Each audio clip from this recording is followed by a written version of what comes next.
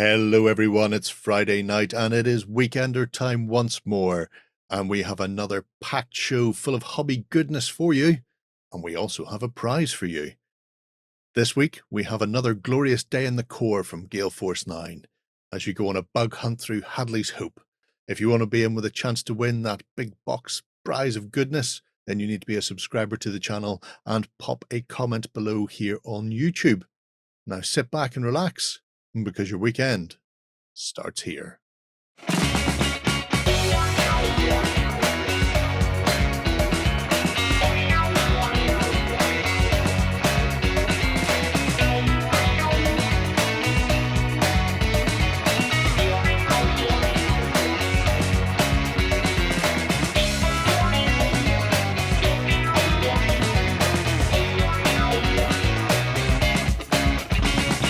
Hello everybody and welcome to The Weekender. I'm joined this week by Ben, Shay and Justin to take you through a whole host of gaming goodness from across the industry.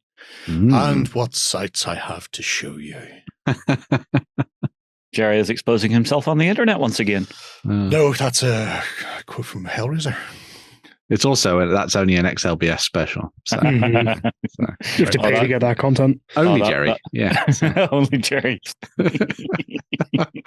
So, we've been up to a few bits and pieces this week. Right off the bat, I had a chance to chat with Eric from Firelock Games about Blood and Crowns. So that was interesting. Some little nuggets about that 100-Year War rule set that he's been working on with the guys at Firelock. The most interesting thing for me was that there's potential for expansion, aggressive expansion, which is always nice to see. So if people haven't come across it already, there is a Kickstarter running that we had a look at last week briefly. But this gives us a bit more of an idea behind where Blood and Crowns came from, what people can expect to see in it, and where it has the potential to go in time as well. Not just black powder, although that is a distinct possibility. So if you haven't had a look at that already, I suggest you go and have a little nosy through and see what Eric and myself got up to. Eric's also quite active in the comments as well. So if you go over and read through those, or if you have some questions for him, he tends to dive in and sort of answer any questions that you might have. I know that he's already talked about potentially doing some gameplay of his own and stuff like that, and sort of showing off the game mechanics a little bit more for those people that aren't necessarily au fait with Blood and Plunder or any of the games as well. So yeah, get involved. Although I don't know how you could get to this stage in the affair and not know anything about them. So much of True. All the time. There's blood everywhere. blood and more blood. I mean, the Blood and series can basically do any era, from caveman for blood and stones to space for blood and lasers. There we go. If they don't come out in the next couple of years, there's an opportunity missed. Well, there you go. Justin can write them. Don't tempt me. How that works. Don't tempt me. I have been tempted to try and write a game. Yeah, but there you go. I'll send Mike the information that you're going to be doing those for him. Okay, I have been voluntold. Yeah. Also, we've had the opportunity to have a chat with a few people about the Silver Bayonet. This is key because next week we're doing a whole week's worth of Silver Bayonet content. So if you're interested in fantasy Napoleonics and its ilk, there's some gameplay, some unboxings, painting, interviews. Question mark? Yeah. No, definitely interviews. I'm trying to think if there's anything after the interviews. No, I think that's the end of it. Well, paint tutorials. I said those just after unboxing and before I hit gameplay. Okay. So, yeah, a week's worth of Silver Bayonet goodness. Myself and Shay have been barreling through the Broken Watchtower. I like to think, I was going to say, I like to think that it's maybe been a salve after what you've experienced in the Doom, but apparently not.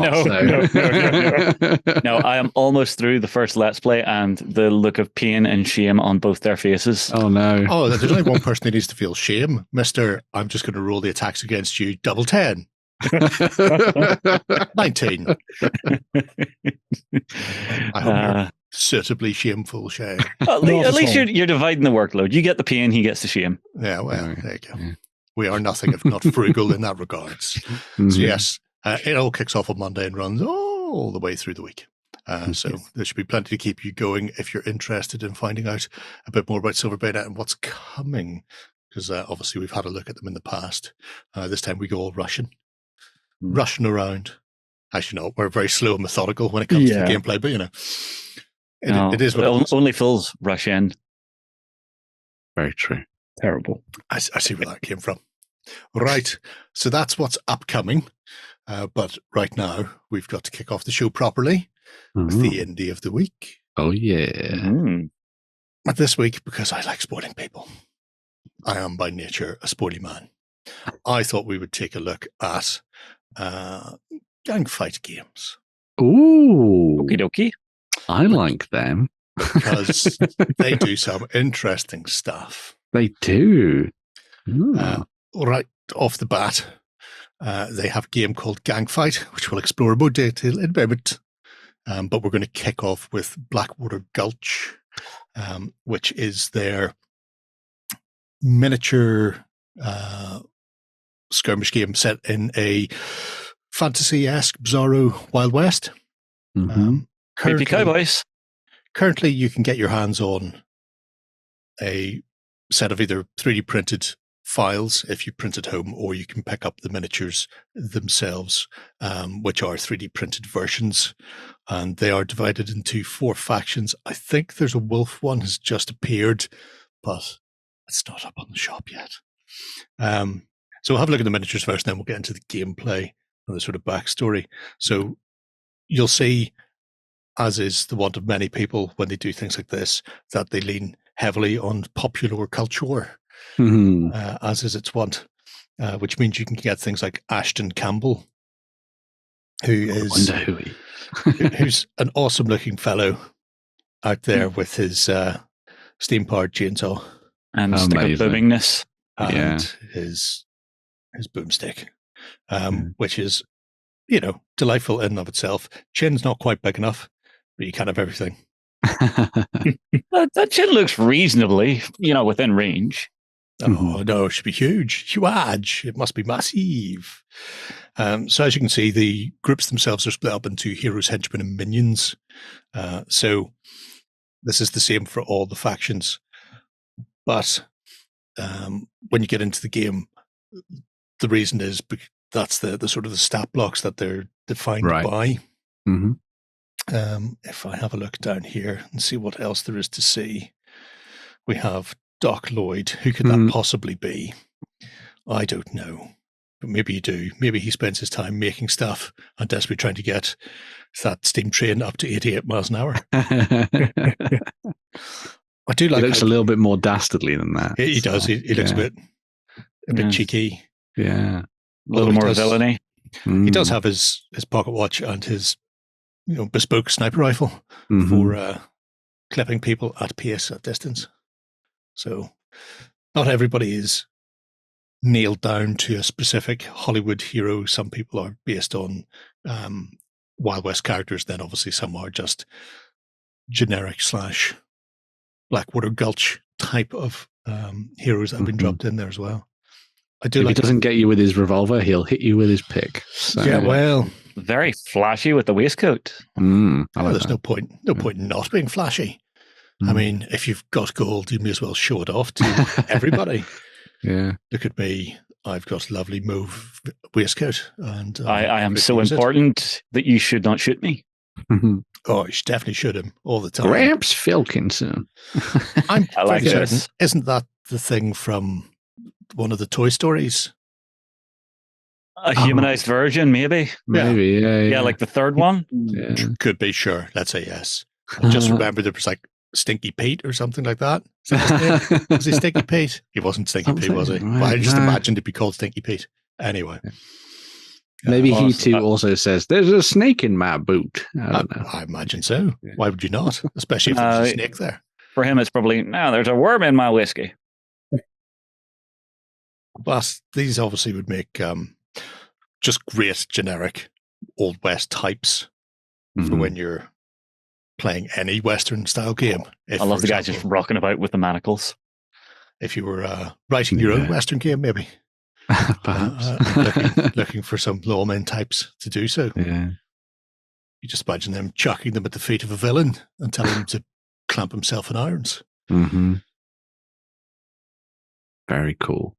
I'd be really interested to actually try and paint some of the characters, especially some of the badasses, with the shadow underneath the top of the Stetson, so that it covers the eyes, so you only see like the square jaws of the hero or something at the bottom. I think that could be neat. So. I seen somebody do it years ago on a fantasy Renaissance set of figures. Right. It was actually it was a weekender I was on way back before I joined Beasts of War, and we were looking at this thing. And I'm damned if I can remember the company's name now.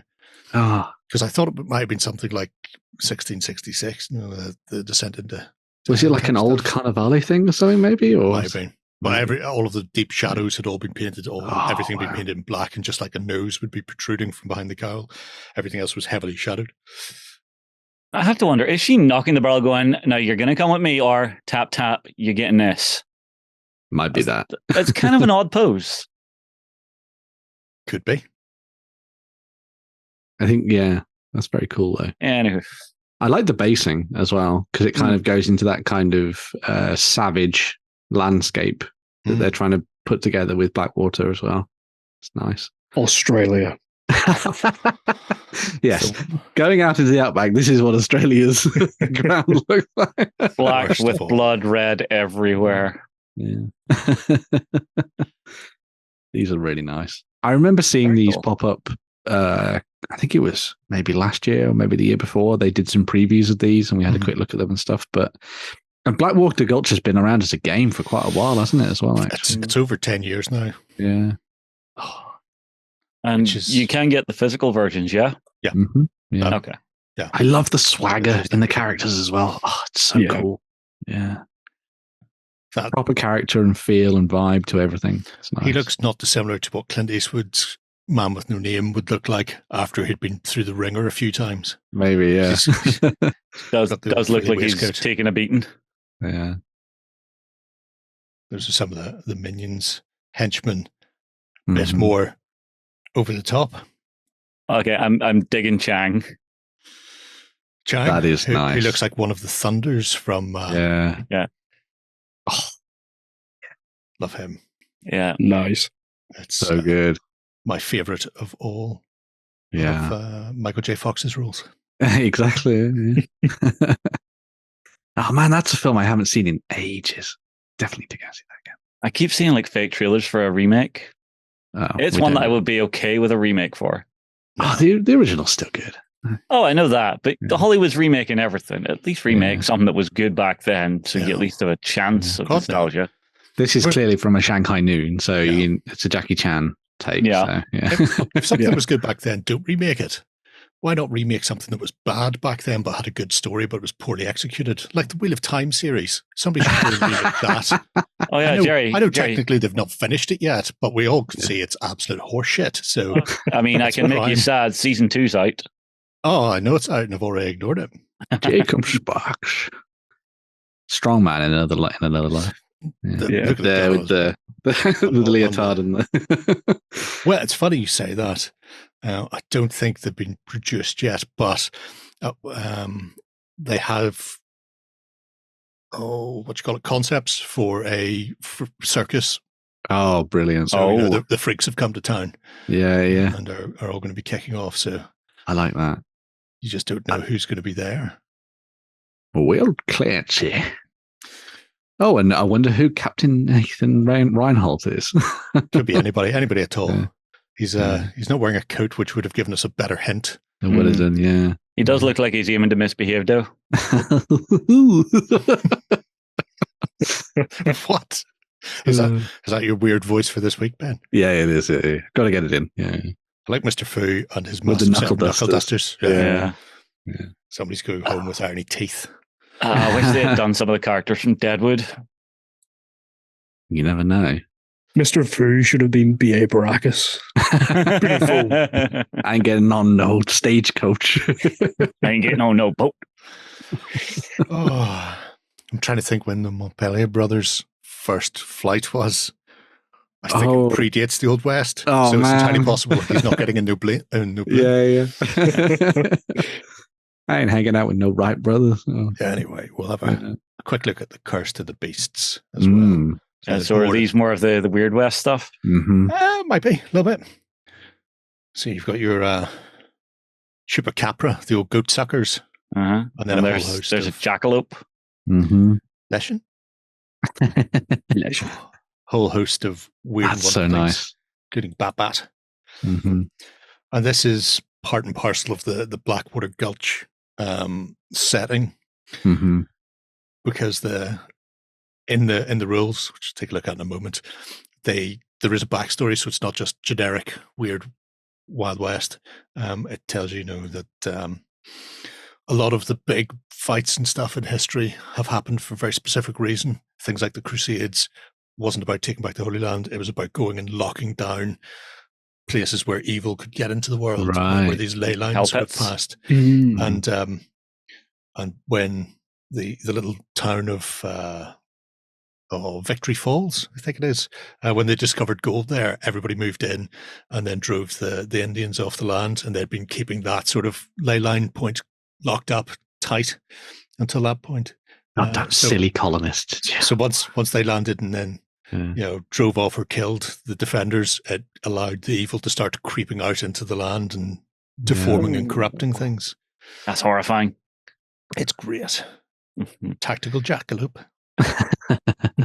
Just casually gnawing on his lunch. Oh, you got a little carrot there. Oh my god. Oh, hey little fella, you having your lunch? Oh. Oh no, the sculpts are great. Yeah. Wild Eye the Werewolf. I love that a lot. I'm a massive fan of werewolves, so having more of them to play around with, especially so we know in the Ben's Wild West. faction. Yeah. Well, there was even there was a World of Darkness supplement that was werewolves in the Wild West as well. So if you ever wanted to, supplement, it was the full game. Oh, it was, yes, yeah. It was a bit like the Dark Age one, that kind of thing. Yeah. So you could dive in and do that, which is pretty nice. A bullet hole right through it if you've got the original hardback. Yeah, I do. What was the what's the Savage Worlds roleplay, which is set in like a weird Wild West as well? I can't remember what it's called now. I don't know. I'll remember it eventually. Good. The kiddos are freaking me out. Oh, the Cursed, the minions, which are a mixture of native zombies and then tiny black-eyed children. Very Village of the Damned style. Yeah. And there's not enough little child murdering things scraping around the place. They're awesome. Why would you not have like a whole unit of those? The levels of dementedness. Absolutely got to love them. And then we have the Jersey Devil. Wow. And the Tall Man as well. I really like drawing on the whole folklore element. That's really nice to see. And playing around with that a little bit more. And the kind of stories that get told by all those people on the frontier and stuff. It's very nice. That's not right. No. I'm not sure what they were smoking, eating, or drinking around the Jersey Turnpike to come out with that. Yeah.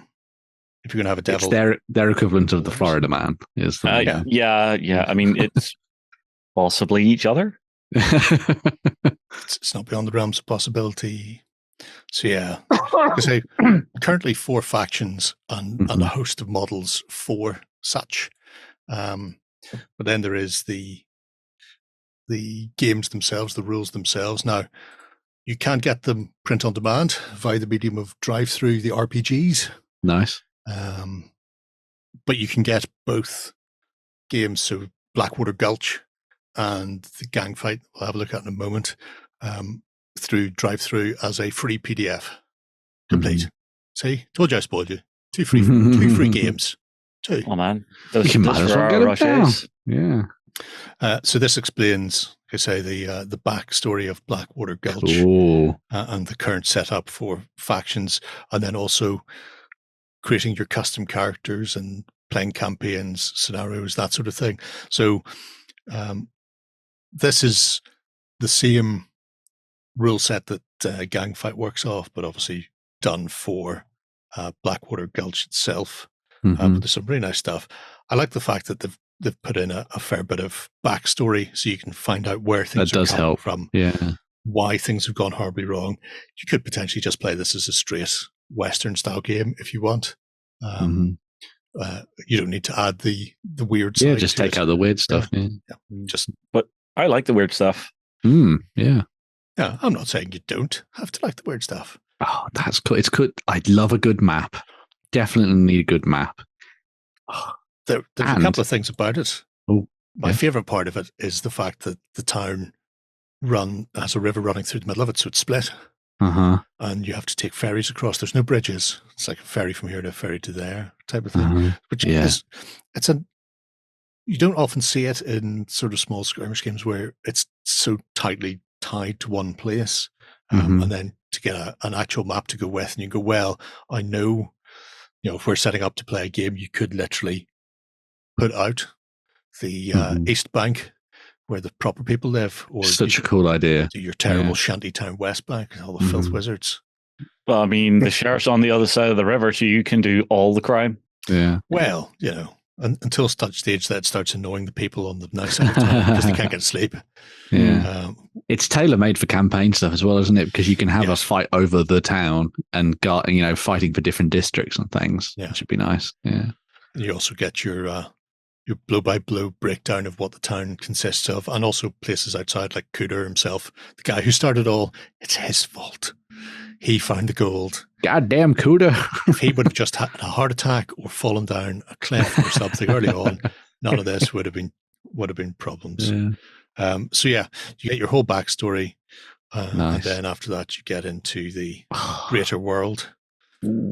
So you can go beyond. More maps. Got like Maya and their ancient temples up there. Nice.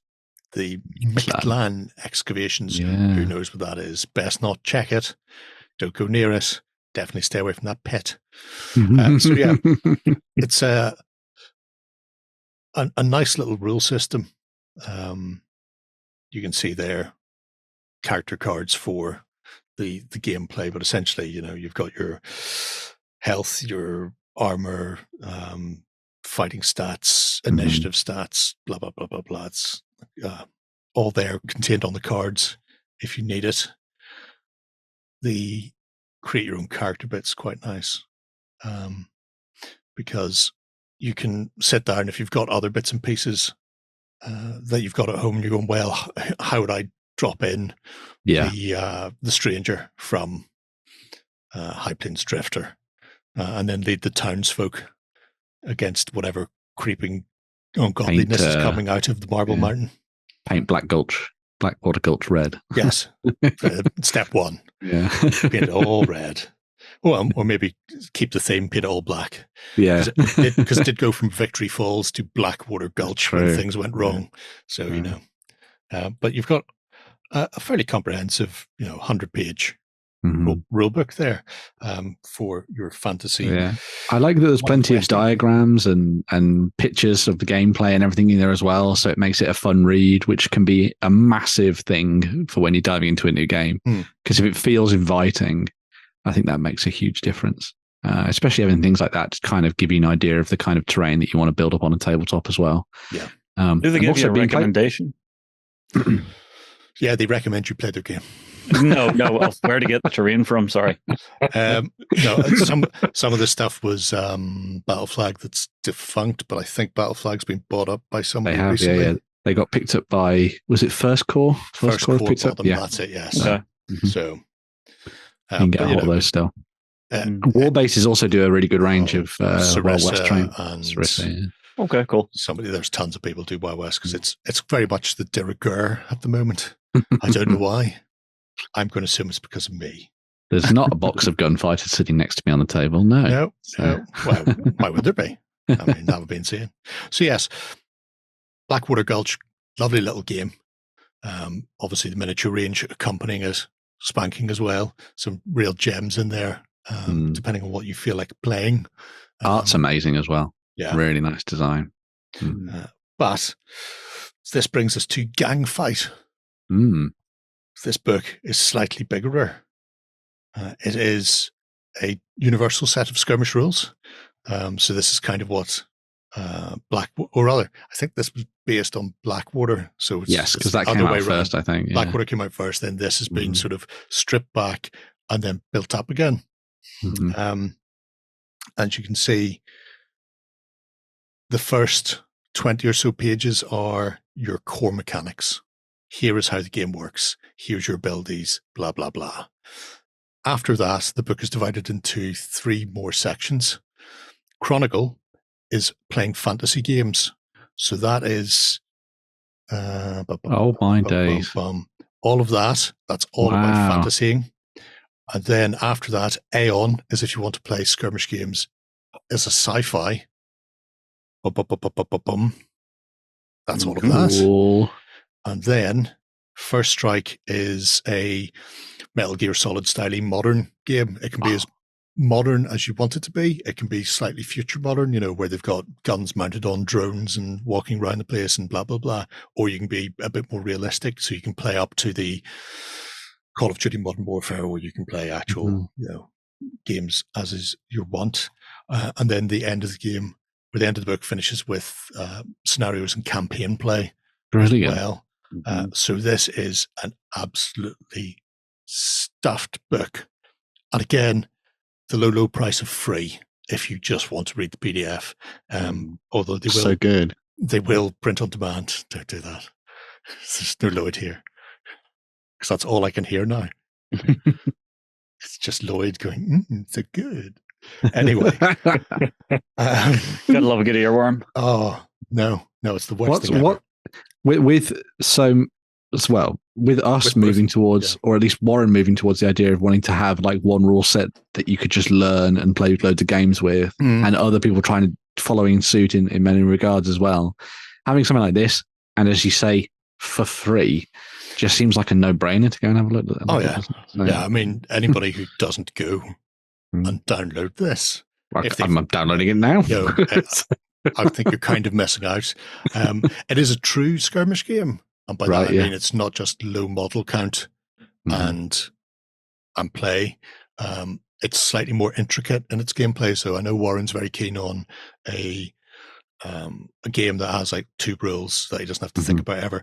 This contains things like your threat range. So small things like goblins have got a threat range of about half an inch, whereas huge models on bigger bases, so between 75 and 120 mils. So your zombie, troll, ogre, dragon, giants have got a 3 inch. So you've got different threat ranges depending on the model that's being played. The game has a couple of interesting dice mechanics. It's dice pool based. So you may find that you've got 4 dice for an attack, and then you come to do your let's say I'm attacking one of your figures, Ben, and you've got a defense of 7.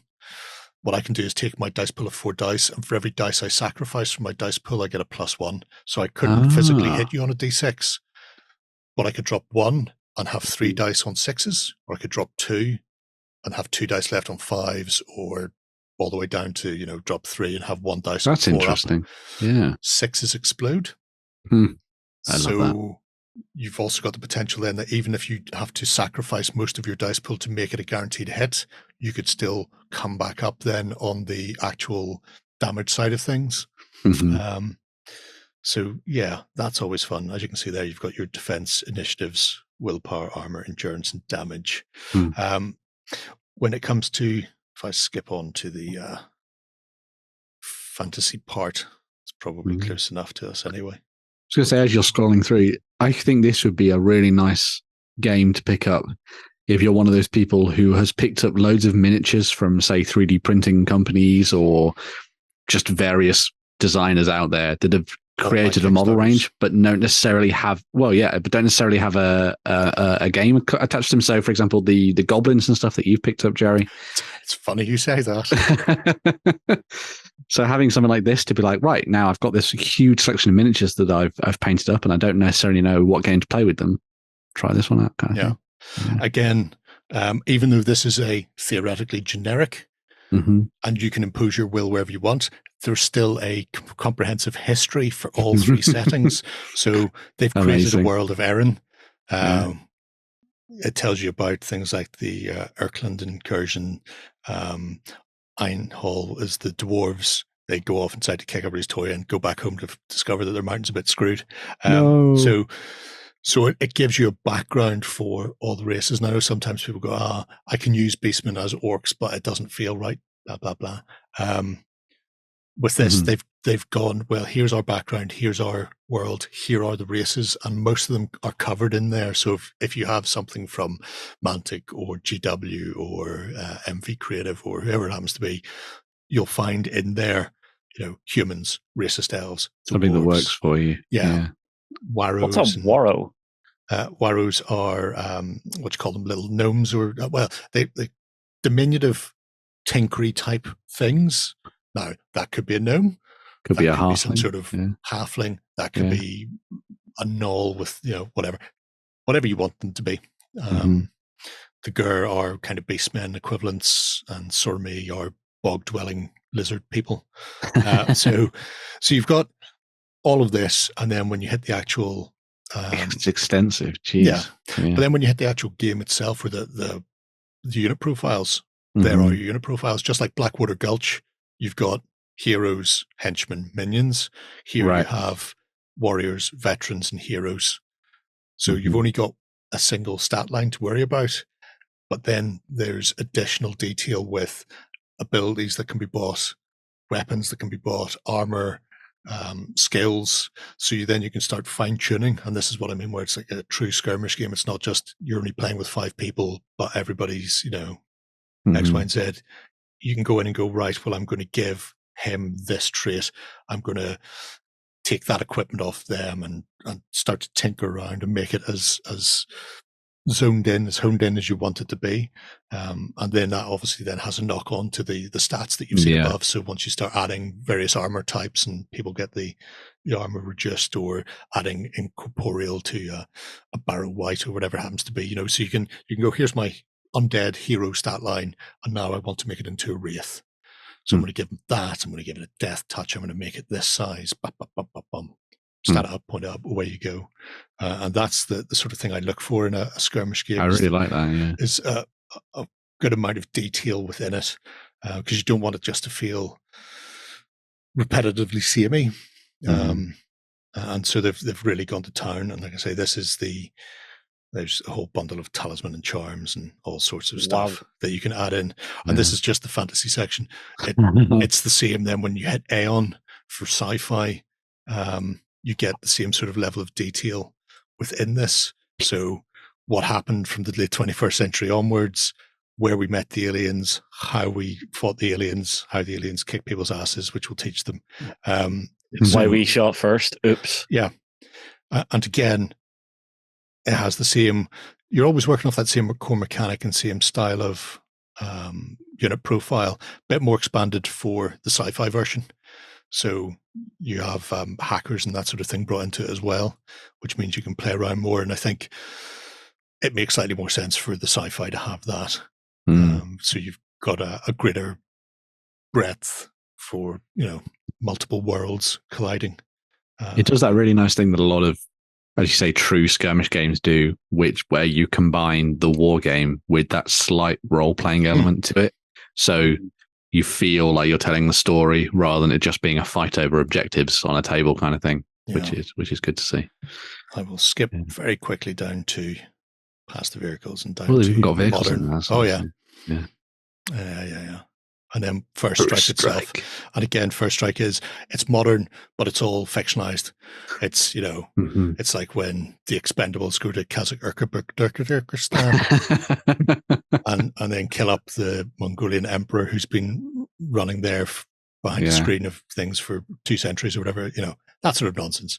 But again, you can take what you want out of it. You can go full G.I. Joe versus, I was going to say the Foot Clan, but that's Turtles. My God. You can go fully pulp, or you can go more grounded and just drop out some of the things that are in there that wouldn't be realistic for modern combat. But again, you've got the same sort of equipment and abilities in there. And this one, it's a little more skewed towards the weaponry. You're not going to find as many super fantastic heroes as you do in the sci-fi and the fantasy. But there's still some punching above their grade. And again, vehicles being them whatever way you want, up to and including dropships and drones.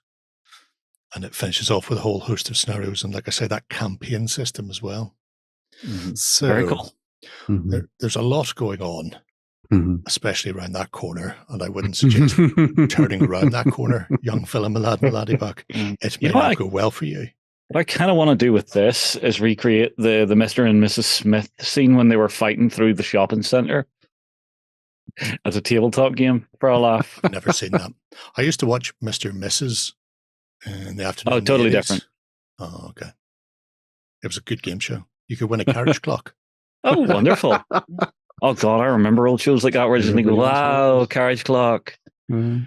At least it's not a speedboat. So landlocked speedboat. There we have it. Gangfight Games, 2 rule sets covering 4 different sort of genres for free, gratis. Go grab them now and maybe check out the miniatures as well. Sounds bloody great. It is. It's spanking gorgeous. It's tempting. Just like our news, which will be right back after this. Coming to you from the center of Northwestern Europe. Covering board games, war games, card games, and all that you love. It's the news. Okay, everybody, we are back, and we're going to be kicking the news off with some Team Yankee Scandinavians. Yeah, so even more stuff coming out for World War III Team Yankee from the folks at Battlefront as they expand their Nordic forces to include a whole bunch of additional armor and all sorts of bits and pieces to help you in your endeavors against the goddamn Soviets. So yes, we have a couple of new kits. So we've got the IKV-91 anti-tank platoon. So if you want to rock around with those, you've got some nice new options on that front. Sorry, the front end of that looks a little bit Soviet. Well, yes, maybe. It's got armor on it. Don't worry. Yeah. So you've got those rocking around. You've also got I'm going to do the full abbreviation, the PVRBV 551, which can also be built as the LVRBV 701 platoon if you prefer. So it's a nice little maneuverable weapons platform effectively for you to be sending out to kick ass and take names. I always feel bad when I see these because you've got that little tiny compartment on the back for the gunner and the loader and stuff like that. And that seems like the worst place for a mortar to hit because you'd be like, guys, we're safe. No, not here. This is a door. This just lets things in. I mean, I was watching some airsoft videos recently and they have airsoft grenades now.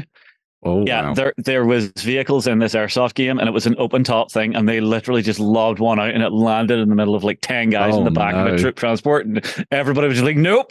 And up out over the sides. That sounds very bad. We just use big bangers.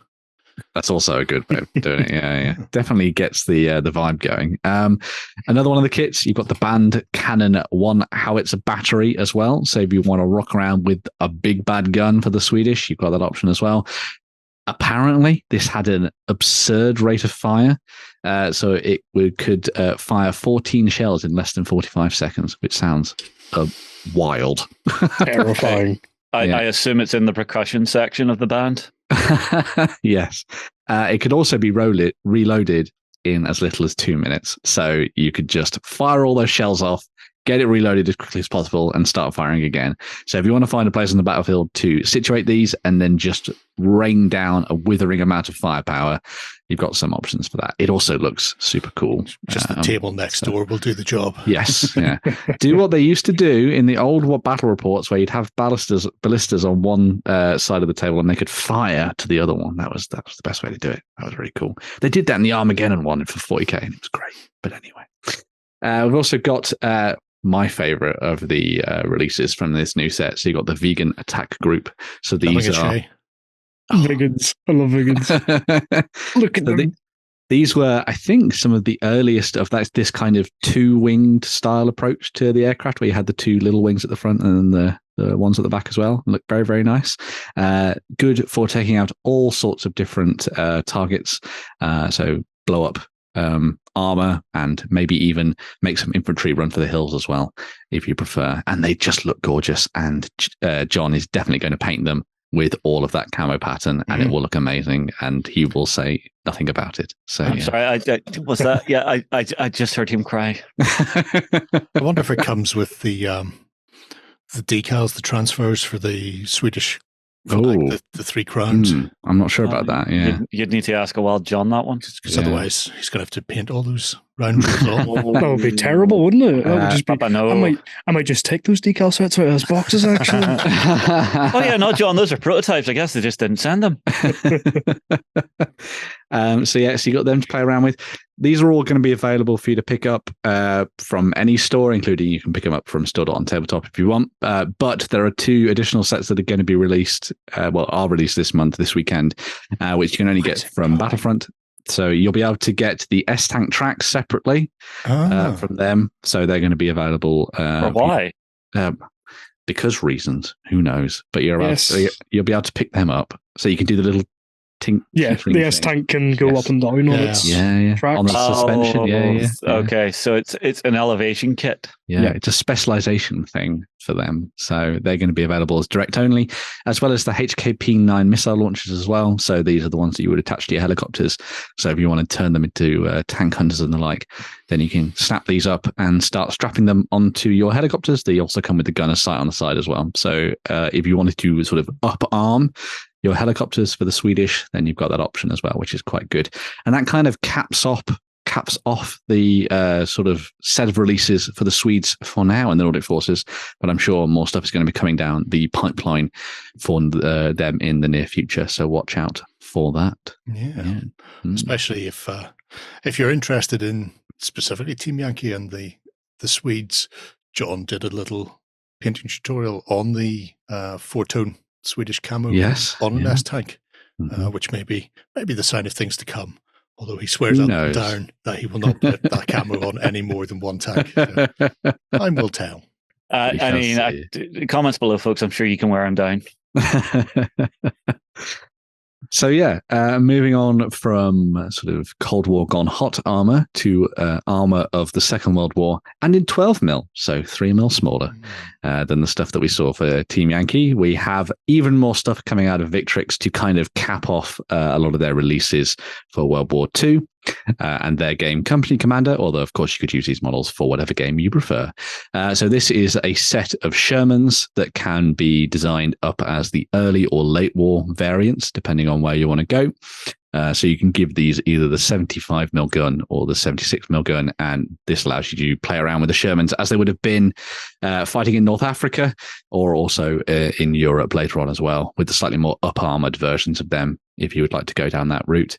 Really nicely detailed, gorgeous stuff. You get the decals and stuff in the kit as well. Loads of... I don't know whether you get the pound. Shame. Maybe you get a shilling. I don't know. Probably not. Funny thing is, whenever they were doing the hillbilly armor on those vehicles, sometimes it made it worse. Wow. It made it more likely that shell would penetrate. Well, that maybe they'll work that into the rules. Unfortunate bodge jobs, perhaps. But yeah, so it's a really nice little kit. Comes with loads of options, as do all the Victrix things that they do. And this is a really good time to start looking at their range and delving into a little bit more detail with their stuff, because these Shermans can then be picked up and added in alongside loads of the stuff that they've got available for the Allies, and obviously can put them up against the Axis as well if you want it in their game. So Company Commander is the game that they actually create, which has got like a really interesting sort of augmented reality thing going on with it. So you use a mobile phone to kind of help you, or anything else to kind of help you out when it comes to playing games. Specifically an eye thing. Yes, it's all iPhone based at the moment, but they are going to be bringing their app to Android in the near future. And to aid in that, you'll be able to get loads of tanks and everything together in some really good bundles that they've put together. So this is just like, this is more like a PSA, I guess. Like if you have been looking at the Victrix stuff and being like, oh, they only do the infantry, or oh, they only do the tanks. Well, they actually do the starter pack as well as bundles for the British, Americans, and the Germans at the moment. They are still finishing off the Soviet stuff for them. So that's probably going to be coming down the line as well. And these basically give you everything you need to get started in sort of playing 12 mil World War II on the tabletop using Company Commander, as I said, or you could play with a different game if you prefer. And all their stuff is just beautiful. So much detail packed into the 12 mil stuff that you wouldn't necessarily think about as well, which is good to see. So yeah, it's a really nice bundle for 50 quid. It really is. And the amount of stuff you get is pretty bonkers, because that's just not 38 riflemen. That's 38 riflemen and everything else in between. Yeah. So, well, it's kind of what Victrix has always been known for, is just ridiculous quantities of plastic in big bags of goodness. I may be getting some of their Napoleonic French soon. Who knows? I mean, yes, I will, because I want to shoot them with Sharps rifles. So, the app is totally free. Nice. Yeah. So you just download it and give it a go. As Jerry was saying, though, it's iOS at the moment, but they are working on an Android version at the same time. Oh, sorry. I live the iLife. I don't care. Well, there we go. Enjoy your built-in obsolescence. So yeah, great stuff there from Victrix with their 12 mil Sherman tanks there, as you could see, loads of details for that, and then obviously some nice options for you to take things to the next level as well. So yeah, fascinating to see where it goes and how people pick up on the augmented gameplay. I haven't had a chance to play through with it yet because I don't give my money away to people for no reason. So I have an Android-based phone. But don't worry, you're going to catch up. In another 3 or 4 iterations, your iPhone will be up to where Android was 2 years ago. I just like the OS. But there are issues I have with it where it looks like it's doing too much. So it tells you the range stuff can move, and then you move the stuff and then tell it what's shooting at what, and it does the combat resolution. And I think at that point it may be almost that the game is being played by your phone and you're just helping the game by moving the pieces around. There was an old game when we first started all this off called Exilis that did that shit. No, too much. Yeah. So let me roll dice. Be interesting to see if we can give it a go potentially in the future and see what it's like. But yeah, either way, the miniatures are lovely. So yeah. Cracking stuff. Now, Frogman Warriors. There's an excellent thing. It's a shame it's not Wednesday.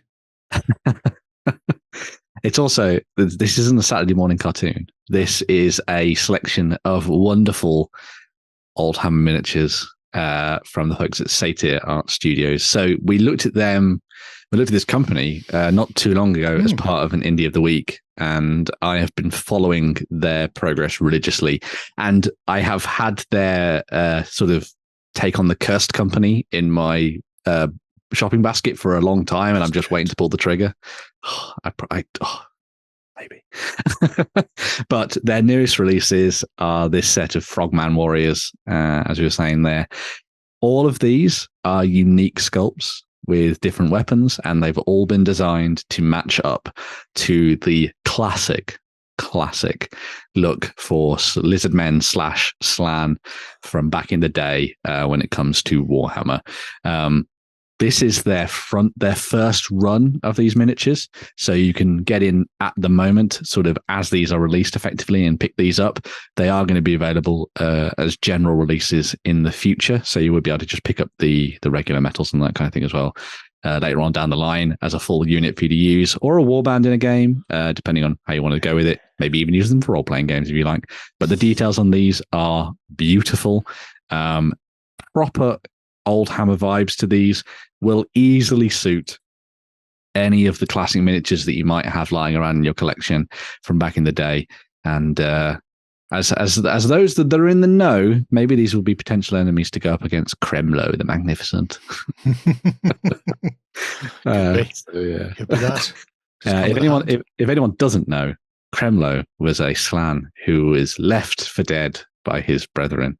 And was adopted by a Norse tribe. And despite his blue skin and the fact that he was ugly, he was brought in by them. And then he led said Norscan tribe against his own kin and was their mighty warrior. So if you too wanted to run the mighty Kromlech against these Frogman Warriors, you can do so. And I just love that you can see that like old Hammer model there, and then you look at the ones that Satyr arted, and you're like, oh, it's just so cool. It's so matches up so nicely. It's the little touches like the I wouldn't call it filigree, the decoration on the armor on the armor is in particular. You used to get that an awful lot, and then obviously the big chunky obsidian blades to smack people upside the head with. Choppy chop. Yeah, I'd say the sculpts on these are actually superior.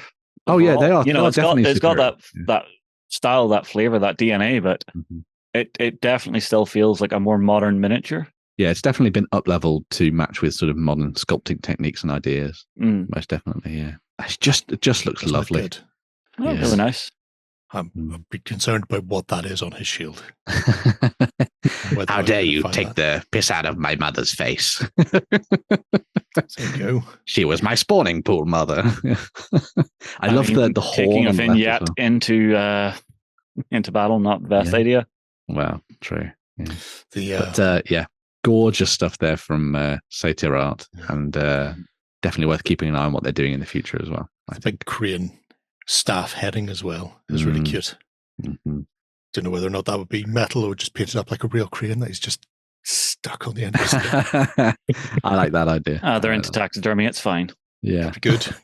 All good in the hood. Yeah. There's a lot to be said for that. Do you know what they work really well in? Gangfight Games Chronicle. They would, yes. Yes. There's a whole bog trotting lizard thing. There we go, yeah. Fantastic. Yeah. Fantastic indeed. Off to the trenches next. So in lieu of us having basically any 40k news to talk about this this week, because we oversaturated everybody with talk of Space Marines last time around, Kromlech do some super alternative options for those people who want to dive into grimdark wargaming, and some of their most recent releases kind of build on the Imperial stuff that they've been doing recently. So they've done an amazing range of like tanks and walkers and terrain as well for like Mechanica stuff. But this is the expansion of their trench core line. So this is like your brutal, deadly, dirty fellows who are fighting in the trenches on the front lines for the Imperium and the God Emperor, and be damned anyone who says different. So these are your very cool sort of frontline fighters that you might use as a replacement for some of the regiments that you might be using as like the Astra Militarum and stuff like that. Maybe you're even moving into playing games of one-page rules and you want some new options for that. You've got some really nice directions to go with these as well. So you got your infantry there, you had your command set. I love the governor who's leading that. I think he's awesome and is exactly how I'd view a kind of grimdark future governor, where he's all business and then he's got people on hand with weaponry just in case he needs to get stuck in and smash some heads, which are probably of your own side, I would guess. But he's got all the medals and then a power pimp stick. Yes. I also really like that the guy in the top right, they've listed him as like a tally man. So that's all the names of the dead. So as they die in battle, he's recording their names. So he's going to run out of paper quick. Oh, don't worry. I'm sure it's like a roll of Sherman. It's just very, very long. Yes. I mean, if you want, you could actually do it so that it's just refeeding back up and wiping at the top. Yeah. First to die, Addingson. That would be totally 40k to do that. The nice thing about this as well is that while you can get these squads just as they are and play around with them, as you see here, you can actually get all of the bits individually. So if you just want the guns, you just want the heads, you want the bodies, etc., you can go down the route of whichever way you want to tinker with these. Pick these up and just add them to your existing plastic kits, or just use everything that Kromlech create and do it your own way. As they've done here, which I think is quite nice. Make a very good skirmish warband. They would. Or something like Aeon. Yes, exactly. or Necromunda if you're in the original. I quite like big tash on him. Yes, definitely. He was clearly a biker before he signed up. Yes. I really like the look of these, as you say, to kind of take them away necessarily from the front line. So you could just use these as a skirmishing gang. They don't have to be your kind of rank and file fighters because they look a little bit more specialized, which is quite nice. They've also done a Desert Raiders variant of these as well. So if you wanted to go down the route of playing as Talon back in the day for 140k. You've got some new options there to play around with the heavy weapon kits, and they also do sort of basic infantry and all that kind of thing as well for this kind of theme for your Imperial Guard of the Far Future as well. There's also, this is just one of the two battle psychers that they've done. They are that guy is definitely on the edge of getting shot in the back of the head by a commissar. Clearly clicked the wrong website and ended up in a Slaneshi domain. I can hear. My lads, what have I seen? Yeah, insert intro music to particular videos here. And Oh, that low sweet bass line. So you got battle psychers as well, and it's well worth having a look at the Imperium range as a whole. As I say, loads of different options for you to choose from when it comes to this, and you can get things individually if you want. So if you just wanted that governor that we talked about, or the fallen county, then you can do as well. Just loads to explore for this, covering all sorts of different armies that you might want to play around with on the tabletop. And as I normally say when I look at stuff like this, it's great that as Games Workshop drop the torch when it comes to the various regiments of the Grimdark future, there are companies like Kromlech, to name just one, but also Victoria Miniatures as well, who are stepping into the breach, picking up that torch and carrying it forward and giving us lots of nice options for those people that want to create fun and interesting regiments for their games. So it was more fun when everybody was individual together. And not everybody was a Canadian. Damn your purple eyes, man. What do you think Jerry was a fan of the Mordians? Not really. Not so much. Valhalla Ice Warriors, man. They were the way to go. And Catachans. Catachans, man. Yeah. So much so that I handed over a old GW figure case with about 150, 160 lead Catachans to a mate on his birthday. It's just like, I'm never going to paint these. I've had them so long. They don't exist anymore. Enjoy. Go with God, my friend. So, yeah. Baby Ogrins and Praetorian Guard all the way. Way to do it. Right. From the very, very old to the very, very small. Yeah. So moving back into the realm of the historical. I've talked about this in the past on the show. There's a game called Ravenfeast, which is by Little Wars TV, which is a quick and easy game for you to dive into and play out Dark Ages / early medieval, however you want to go about describing it on the tabletop. But one of the supplements that they did for Ravenfeast was kind of like an Epic Battles take on that. So it uses the core rules of Ravenfeast, but it shrinks things down to very, very small for you, which allows you to then play out big battles. And Baccus, who do an extraordinary range of 6mm figures, of which we'll explore in more detail soon, do a great selection of options for Saxons, Vikings, Normans. They do Rus and everything else in between as well. They've decided to bundle together a bunch of their 6mm stuff so that you can now basically pick up a battlefield worth of models. So say you've looked at the Little Wars TV scenario for Fulford Gate or the Stamford Bridge or Hastings, you can essentially go now to the Baccus website and just pick up everything you need to play that. So all you'd need to do is set up the battlefield and away you go, which I think is a great way of approaching this and kind of flows really nicely with the way that Little Wars TV look at their games anyway, which is kind of like intros to historical games. If you've always looked at like small scale stuff and really wanted to get stuck into it, having the ability to get all the rules for free and then just grab a bundle of miniatures and get, painting, I think it's a great thing to do. And as I say, they've done them for Fulford, Stamford, and Hastings. You can also buy all of the ranges individually if you want. So if you wanted to build it up in different ways, you could. And this is just in here so that I can nudge Shay. Hey, look, American Civil War. Look at it all. Yes. Yeah. Thank you very much. We will. There's even new rules come out recently for American Civil War that Jerry has looked at as well. So maybe we see. Maybe we'll see this on the tabletop. Could be. We already have the beginning set of our little Baccus adventure. We do. Yeah. But Baccus, great stuff. If you want to dive into 1066, they've done some new bundles that are really nice for that. Essentially a little bit more of a PSA than the new releases, but definitely want to go and have a look at. And then, Shay, American Civil War. Get it now. Yeah. I must have missed when Little Wars shrunk / in big releases. So Ravenfeast. Yeah, so they, I think it was I may be getting it wrong, but it was around a year ago, around the sort of anniversary of Hastings from last year. They did a series of videos where they played out each of the different games, but they sort of shrank it all down to that kind of epic level. And as I say, the rules are totally free and all the scenarios are free as well. So if you want to go and check that out, then you've got the option to do so, which is nice. Neato. I mean, Ravenfeast is a skirmish game in a larger scale. Yes. Is a really nice introduction to Dark Age Wargaming. That's what I've been building my little skirmish warbands for, is Ravenfeast as well in 28mm. So yeah, great stuff. Right. We're going to be wrapping up the news with some Infinity releases from Corvus Belli. Yeah, so Infinity rocking up to the month of October with a whole bunch of awesome stuff. So as you'll know, Corvus Belli tend to look at sort of previewing things a month ahead. So you've got plenty of time to be excited about things. And Carlos gets very, very happy. Very happy indeed when you click the pre-order button.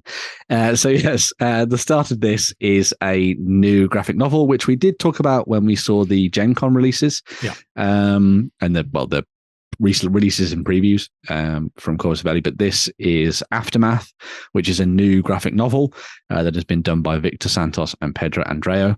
And it looks gorgeous, as most things do from the world of Infinity. This follows the young hacker Uhahu and the Caledonian fighter Uvavu. Wait, it's not Upu.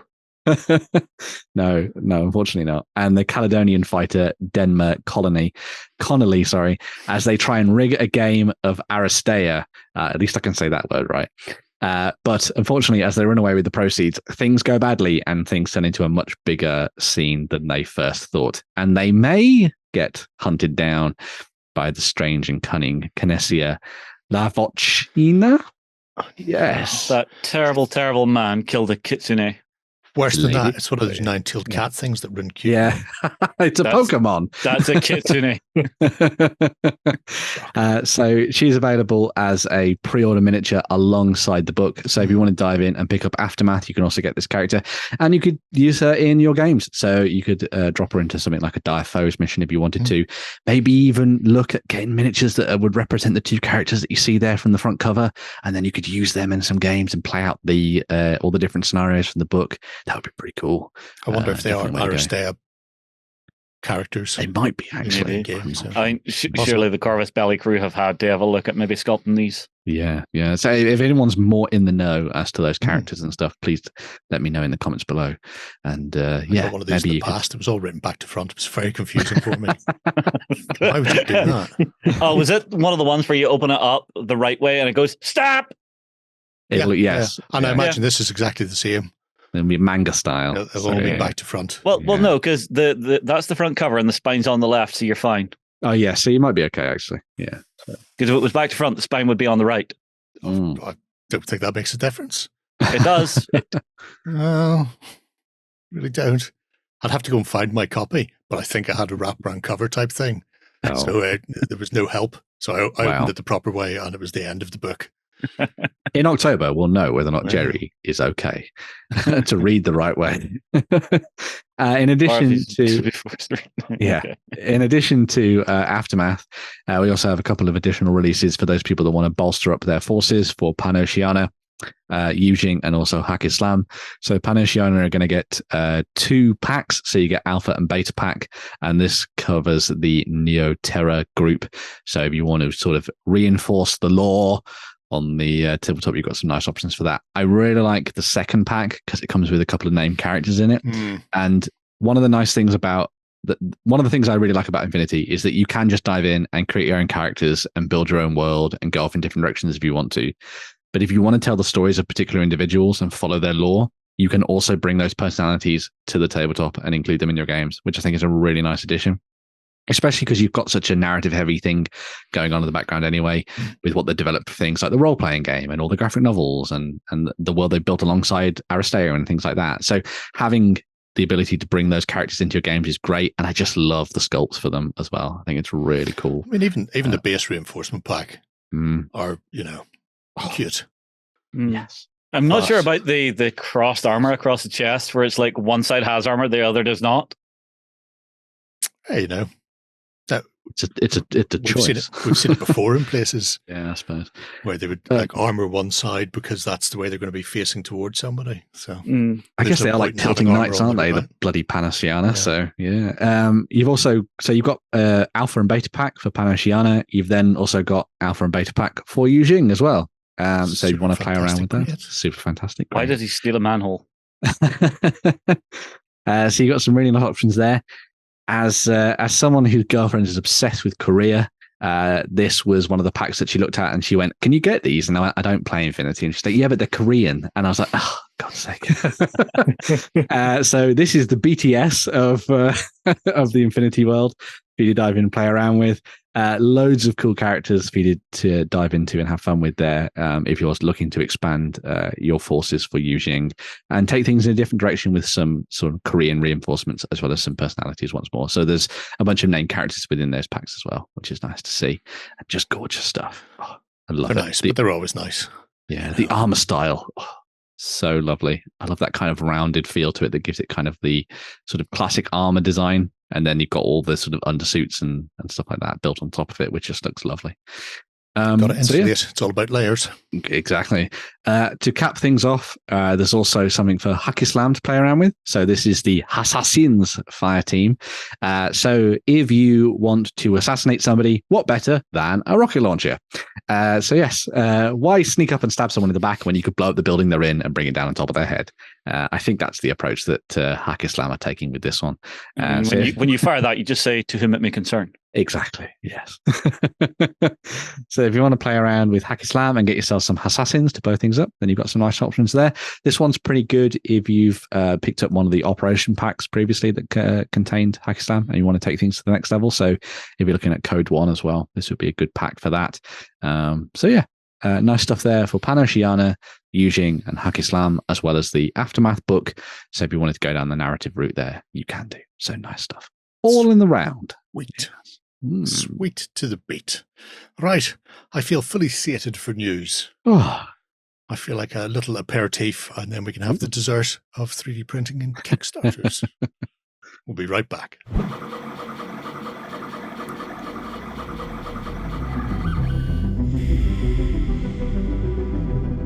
All right, we are back, and we're going to be starting off with a look at some fantasy cultists and their miniatures. Yeah, yes.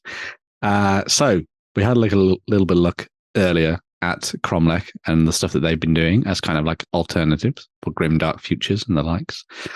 Well, Fantasy Cult Miniatures caught my eye because I'm one of those people who plays as Eldari or Eldar. Oh, you're one of those people? Yeah, but I play Ianden, so I play as lots of dead elves. But this got me looking at what Fantasy Cult had on offer because, as you'll see, these aren't just normal elves. These are Eminet. No, these are Exodite elves. Oh my god, they're elves on dinosaurs. Yeah, why are they riding dinosaurs? I'm confused. Because they're Exodites. Okay. Have you heard of the Exodites? They're the best of the Eldar. The Eldar that decided, screw you, Craft World, and went off and did their own thing and decided. I've never came across Dino riding Eldar. Oh, they are the best. They are in my lovely Mike codex. Did a really nice conversion using a Dark Elf Cold One rider, a Dragon Prince horse head in, I think, round about issue 179 to 185. Like there-ish. If people want to go and have a look at it, it's amazing. It's the only Exodite that GW have ever actually had a miniature in White Dwarf for. They've never made an official line, but they've been in the backstory for years. They have, yeah. I lived in innocence until today. So Fantasy Cult have done miniatures for a whole range of dino riding Eldari. Away now, Australians. It's an emu in space. Space Mew. The Emu Wars have taken a very different turn. But I just think this is just solid. Like, I love that, again, as I was saying earlier, people are stepping into the breach and being like, you know what people want? Freaking dino riding aliens. And they've done exactly that. And I think these look lovely. And they've covered so many of the coolest dinosaurs. You got your Stegosaurus, you got your Triceratops, you got your Raptors, you got your Everything's. Oh, it's been a bewildering set of voices from you since you started doing this. I'm impressed on every level. Now that's a gun platform. It is. Yeah. Oh, so good. I mean, that the writer is possibly a warlock. Well, the one on the emu definitely was. Yeah. The thing that I love about this as well is that I really like the idea that you can sort of bring this to the game and play around with some really fun and interesting color schemes, because you've got all the different colors of the rainbow that you can paint dinosaurs, because dinosaurs were, a myriad of different vibrant colors we'd play with. Then you could do the colors of your craft world. So you could do Samhain, or you could do Ulthwé or anything like that. Well, no, not your craft worlds, but you could do something akin to those based on those. So you could have like Ayandan yellows and blues if you wanted to play around with that. Or you could just do Wraithbone as everything if you wanted. And you could have these really colorful dinosaurs with then all the Wraithbone structures over the top of them. And then the colorful riders as the chaps at the top as well. That would be interesting. You write in for someone to spray paint your dino. Yes. Yeah. Pimp your dino. Pimp your dino, yeah. So yeah, I just think these looked brilliant. And as somebody who is deep in the Eldari world at the moment, loves all their different models that have come out for them over the last little while, including the Vizark and that kind of stuff. Having the option to play around with some different alternative versions of those models, I think is great. But it's not just the Exodites. The primeval entity. Oh my days. An Exodite avatar.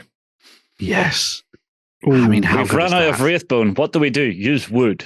Exactly. I mean, how good is that? I have a tree man. Hold my beer. I mean, if you're going to do an Exodite Eldar army, obviously you're going to be running off the standard Eldar list, because that's what exists. So having stuff like that is great. Yeah, Mate, you're too fantasy to be around here. Give us a second. Don't use jetbikes, use raptors.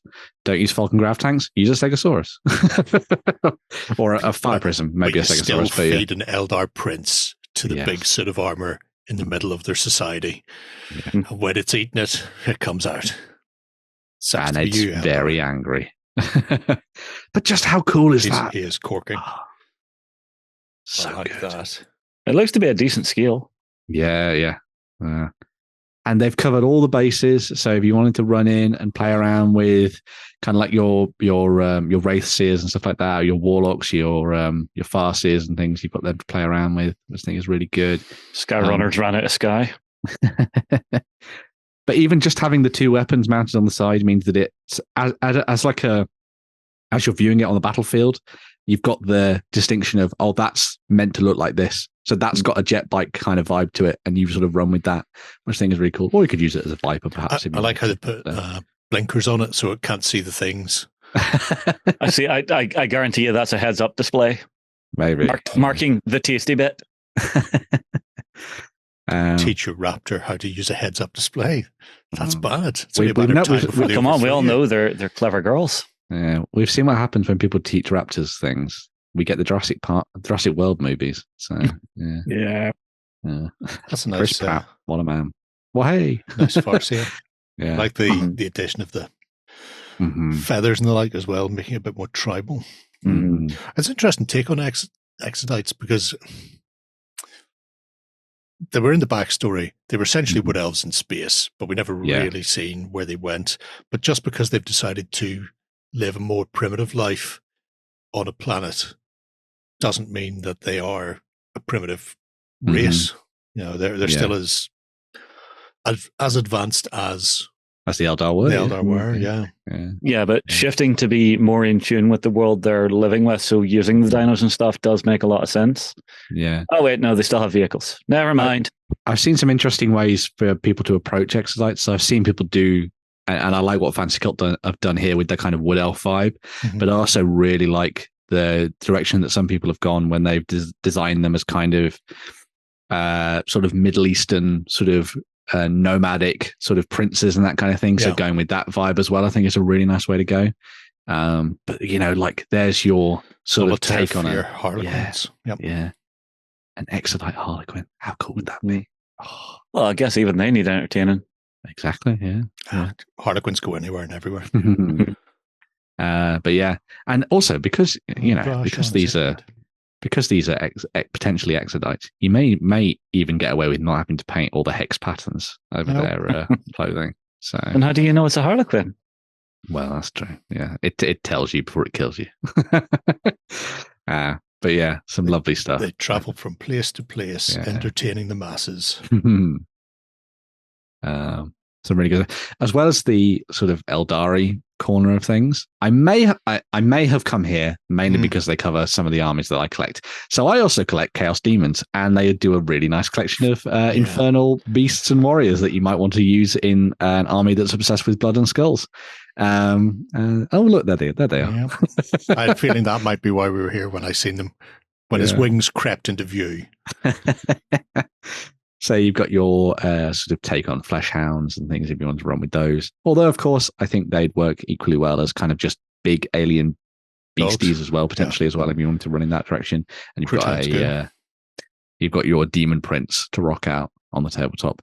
And obviously, the nice thing about collecting demons, especially if you're going to be using these as a force to use in something like Warhammer 40,000, is that your demons translate equally well across sci-fi and fantasy. So it could be something to drop into something Warhammery or Age of Sigmar-y, as well as something 40k if you want to go down that route. And just look at those barbarians, considering the bloody marauders that we get given by Games Workshop, these are 10 times better. Someday maybe they may redo those. Oh, it'll be too late. It will be far, far too late. Ben will be cold and dead and buried with all of his miniature goodness laying around him like some form of Viking king. Definitely doing that. Yeah. When it all starts to burn, it's going to be terrible for the environment, but it'll be lovely. Hang on, Ben. Have you not seen the weather? We're already there, mate. Well, that's true. Yeah. But it's not just, there's a whole range of other bits and pieces in here as well. That's Jerry. That's what Jerry's like when he goes down the pub. So, yeah. Well, no, this would be Jerry if he was living in like medieval times. Just like, children, rejoice! I brought more whiskey. It's all for me, none for you. You can drink the water. And because I'm so tall compared to the rest of you, I just hold it up here. Nah. But there's loads of different pieces in here for you to choose from and play around with it, regardless of what armor you want to pick.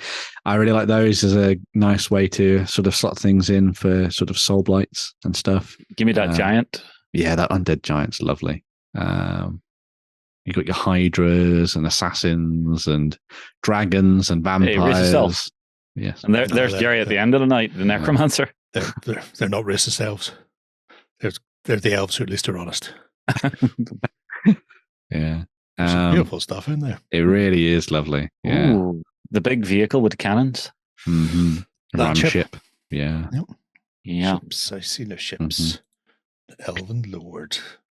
And, if you're somebody who's potentially looking at building a bespoke army that's going to be used for the old world later on down the line, maybe you come here, have a look at some of the models that they've worked on, and then sort of put them on lovely square bases and get them ranked up for that. But if you don't want to go down, you could always use them for Kings of War as well. These would be a really nice, unique army to use in that game as well. And then it's just true natural environment, as according to Jerry. Yep.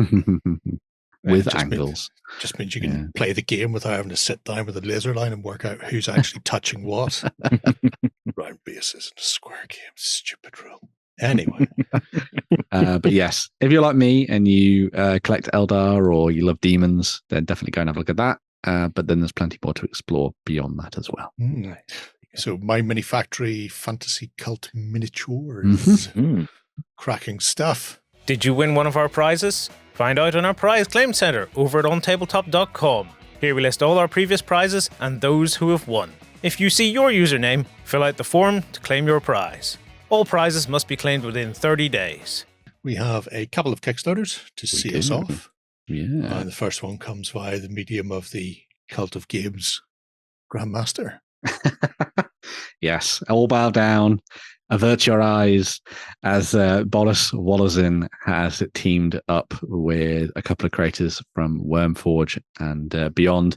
So, and also Thomas Foss as well, to bring this awesome range of miniatures to life, but also a game. So this is Champions of Hyperborea. Again, has to be said like that, silly voices and everything. So Wormforge contacted Boris Wallazin, who had done some of these miniatures already anyway, but has sort of developed this range a little bit more as things have gone on, to create a whole range of big, burly, muscly men and also lovely monsters to, battle in fantasy worlds. But then they were like, hey, we got a bunch of big, burly men and monsters for a fantasy world. What about if we make some rules? And so that's exactly what Thomas Foss has done. So they joined on to create a range of rules that are free to download immediately from the Kickstarter right now to play out arena battles in these fantasy realms as you see fit. You can play one-on-one games, or you could go even bigger if you prefer. You can even team up and go up against some of the monsters that you see there as well. All of the miniatures that Jerry has now backed come in either metal or resin. And this is quite an interesting one because this is one of the first times we're actually seeing a lot of metal stuff coming out of them, which is kind of cool. Although I think, Jerry, you've gone for resin, haven't you, for this one? Yes. But yeah. I know the quality of the resin. Mm-hmm. So yeah, it's a range of awesome models from Boris. It's a set of rules from Thomas Foss, and it all comes together to create a wonderful collection of gaming goodness for you to play out on the tabletop and have some fun with, especially if you're in the mood to paint kind of like bespoke miniatures and then maybe have a couple of games with your mates on a Saturday night or something like that. Have a few beers, have a few laughs, I feel like watching a load of Primeval. Yes, that would be. I don't know that one. That first guy looks like a 1980s wrestler that just got ported in on accident. I mean, maybe it is. Yeah, it could be. Yeah. Certainly got a fine statuesque Roman nose and chin. Gorger, that's a mask it's wearing, by the way. So I don't know what's under there, but I'm hoping for a giant ape monkey thing. Yeah. That would be particularly retro and awesome. Oh, yeah, 100%. You can download a playtest set of the rules. Yes. Which are only 3 or 4 pages long. And it's because it's an arena battle game, you're using like dice pools.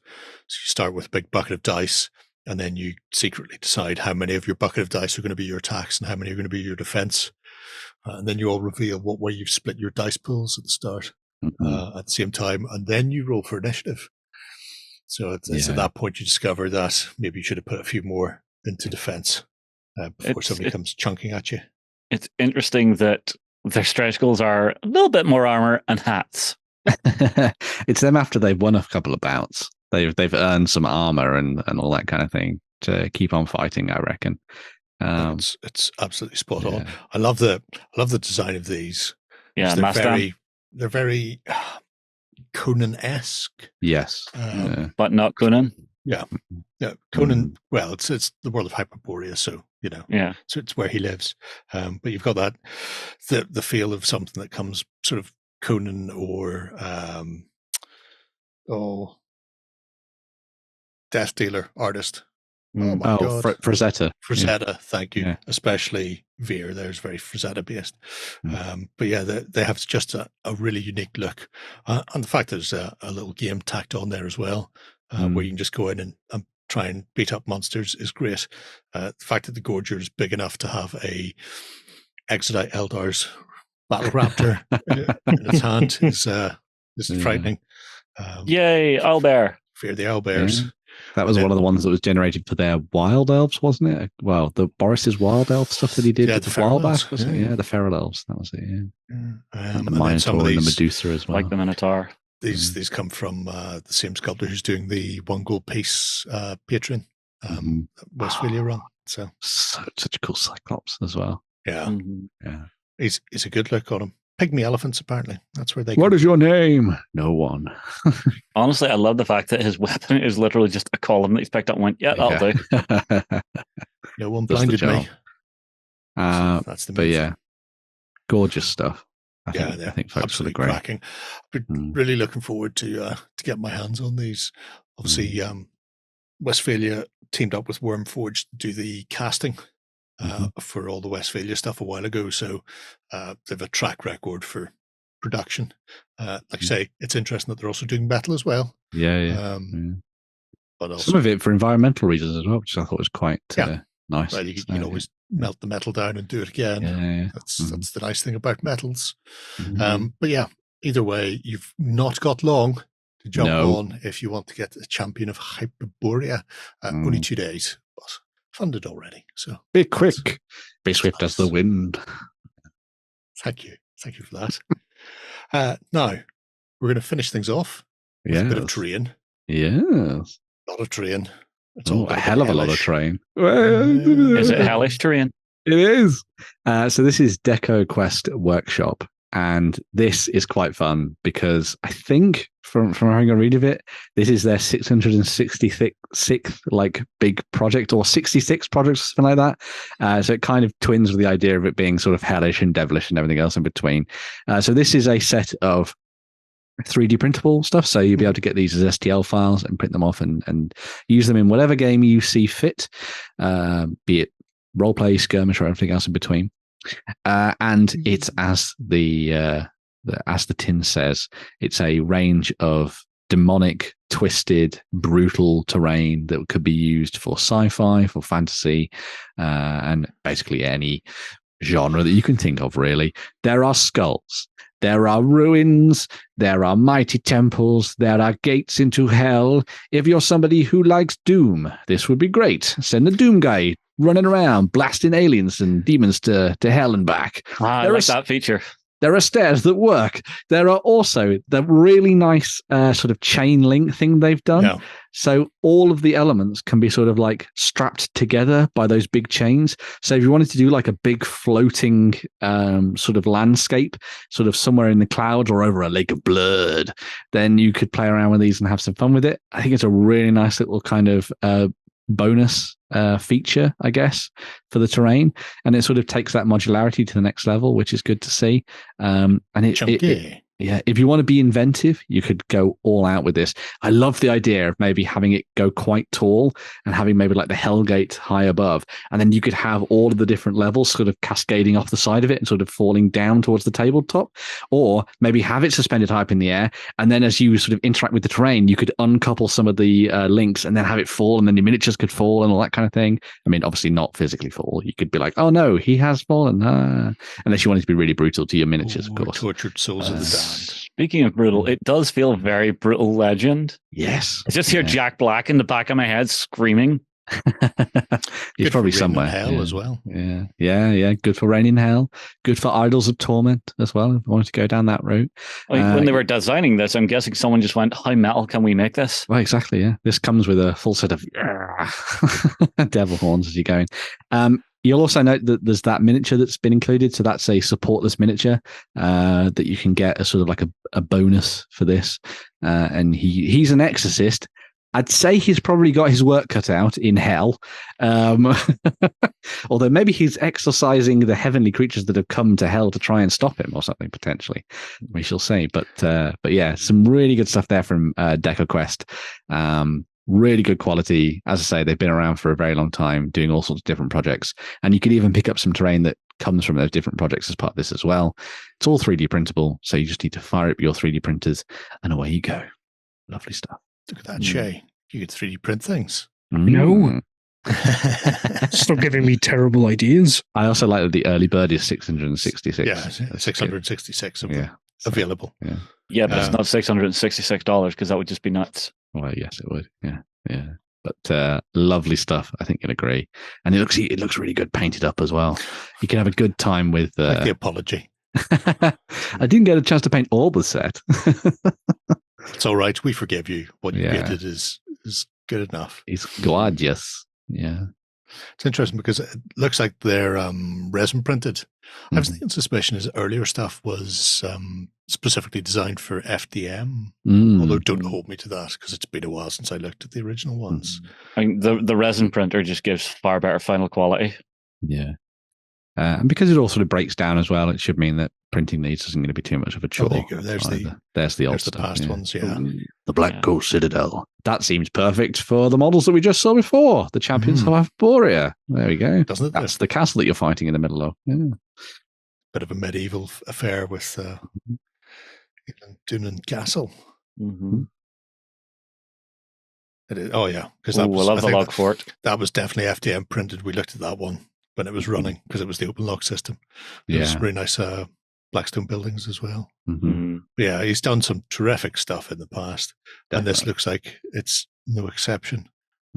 Absolutely gorgeous work there. And the sci-fi stuff's really good. I think we looked at that in 3D printing potentially. I'm sure people will be able to find reasons enough to print them out, depending on whatever the flavor of your gaming is. The nice thing is some of these older ones that were designed for FDM, your resin bath printers are getting bigger and bigger, like print, beds on them. So you might actually be able to start running some of this out through your resin printers now. Yeah. Oh, well, that's nice. If you don't have a 3D printer, Only Games Shop has some of his previous metal. Good old Only Games. There, so. What a nice idea. Yes. For FDM, well, there you go. There's the details you need. Blah, blah, blah. You require a plate and nozzles and this file access.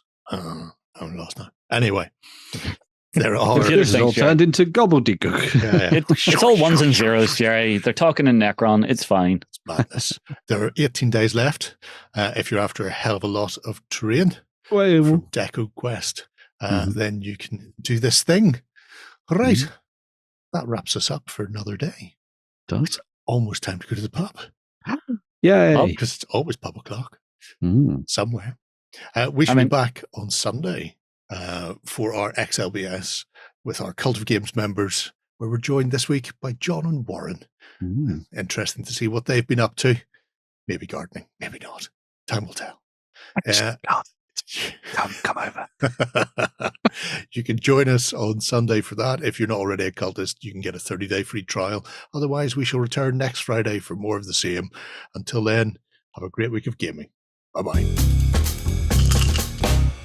Go ahead and check out our other content on screen now. And while you're at it, why not hit subscribe and remember to ding our dong. Go on, you know you want to click it. Go on.